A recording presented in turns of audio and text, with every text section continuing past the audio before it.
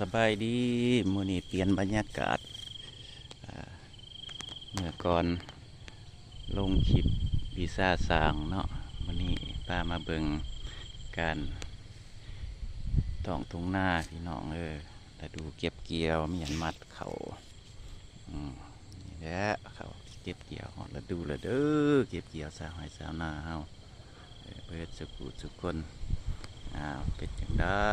ที่ท้องถิ่นอื่นเด้นี่แหละเขาที่เกี่ยวแล้ว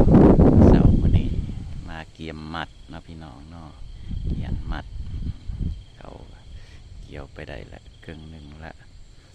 ส่วนลงลายอยู่ทางถึงทางเหนือก็ย่างแสงแดดก็กำลังโผล่ขึ้นมาแล้วเนาะโผล่จากงบกลุ่มเมฆเดี๋ยวนี้ก็7 โมงปลายเลยพี่น้องบรรยากาศพอดียามหนาเย็นว้อยว้อยถือใจเศร้าให้เศร้าหน้าพี่น้องมีภาพมาเบิงเปลี่ยนบรรยากาศหลังจากเบิงแต่วีซ่าสร้างการเฮ็ดเวียกเฮ็ดงานอยู่ในใส่เครื่องมือเฮ็ดเครื่องใส่ของซอยเนาะพี่น้องเนาะโตตู่ตังเตียงมื้อนี้ก็พามาเบิ่งบรรยากาศอยู่ทงนาแล้วดูเก็บเกี่ยวพี่น้องเก็บเกี่ยวเมียนมัดเขาหน้าปีก็ออกกำลังและตากเกี่ยวยายอยู่เนาะพี่น้องเนาะเปลี่ยนบรรยากาศมื้อนี้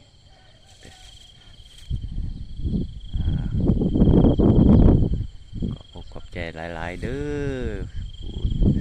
ติดตามผู้เข้าเบิ่งเข้าส้มคลิปแต่ละคลิปที่ค่อยได้ลงไปเนาะวันนี้เปลี่ยนบรรยากาศมาชมธรรมศาสตร์ท้องทุ่งนาสะก่อนเพื่อผ่อนคลายสมองเนาะพี่น้องเนาะหลังจากมกหมุนกับเวียกกับงานอยู่ทางบ้านทางเฮือนแล้วกับมื้อนี้มาชมท้องทุ่งนาพี่น้องฝากกดไลค์กดแชร์กดติดตามเด้อส่องปลาหำYouTube